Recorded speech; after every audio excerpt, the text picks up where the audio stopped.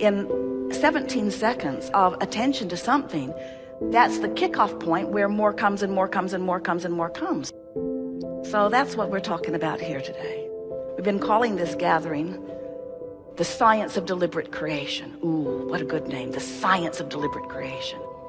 Me sifting and sorting and scientifically coming to personal conclusions of what I prefer, and paying attention to the chemistry of my body, recognizing the feelings that I'm feeling to let me know whether I'm in vibrational alignment with what I put into the vortex or not. And incrementally, day by day, getting better and better until there is that good feeling, good feeling, good feeling, and then that magnificent tipping point where it moves just not from feeling, but it moves into full-blown manifestation where I can embrace it and see it and smell it and taste it and touch it and lick it, and so can anybody else have view to it, because my manifestations are now out there vivid for everyone to acknowledge. You said, I am the creator of my experience. We love the science of deliberate creation. The all day, every day, noticing where I am, identifying where I want to be, and then giving my undivided attention to where I'm going. That's what we mean by science. Ever changing, always looking forward. Science in your physical world is a sort of stymied, sort of shooting itself in the foot often, because it is so much more involved in what is than in what's in the vortex. And that's the difference between what we are teaching you here in this Art of Allowing workshop. This is the gathering where you learn about the vibrational version that precedes all manifestational versions. And if you believe us when we say that the vortex version is there, and even more important, if you believe us when we say that the vortex version is there and that the vortex version is the now reality, it is now. In Australia, it's tomorrow, did you know?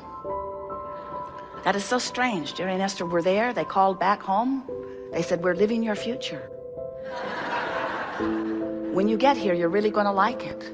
But of course, that isn't exactly accurate. It was called something different, but it was all now. In other words, Saturday in California, Sunday in Australia, and non-physical. We don't even have clocks or calendars. In other words, there is no time in that sense where we are, and yet it is all now, and here we all are rendezvousing together in the now.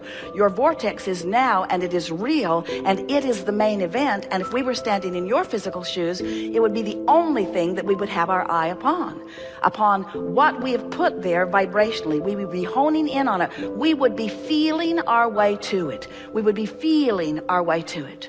And when we got in the middle of a conversation that was inspired by an event or by another person or by a letter or an email that we read, if we got into the middle of a conversation with ourselves or with someone else, and we felt that feeling within us that feels like fear or anger or disappointment, in the moment that we felt that feeling, we would stop and say, I got that feeling. I've got that feeling that is letting me know that I am right now depriving myself of what's in my vortex. I've turned in opposition to it, and that feeling is my indication that I am not a vibrational match to the larger part of me. So as we're moving forward here today, we're eager to talk with you about anything that is important to you.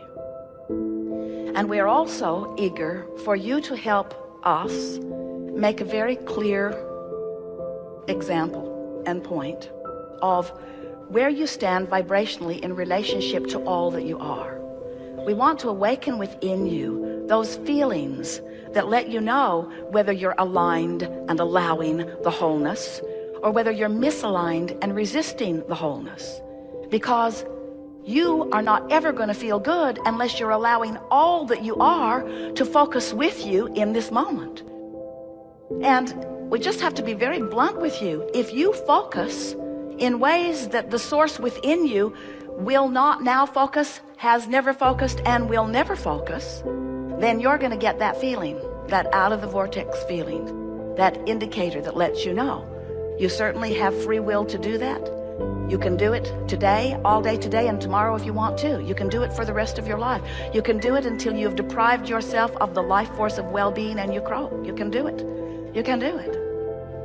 We just want to really, in a pointed way, say, why? Why would you do it? Why would you for a moment deprive yourself of all that you are? And we think it's because you've been confused about what's going on. We think it's because you are so oriented into the physicalness and the manifestation of things that when you want things that haven't showed up, your attention is upon the absence of them. So the absence of them has trained your vibration into a habit that doesn't feel good. It doesn't feel good, but it's a habit. And the reason it's a habit is because law of attraction keeps making it easier for you to think the thought that you've been thinking. What's active in your vibration shows up around you. When you give your attention to a thought, it activates within you. And when there's an active vibration within you, then law of attraction brings you other thoughts like it. So the first thing that happens when you activate a thought is that other thoughts like it show up. And as you think about those other thoughts, then it becomes even more active. And then other people show up, experiences start showing up.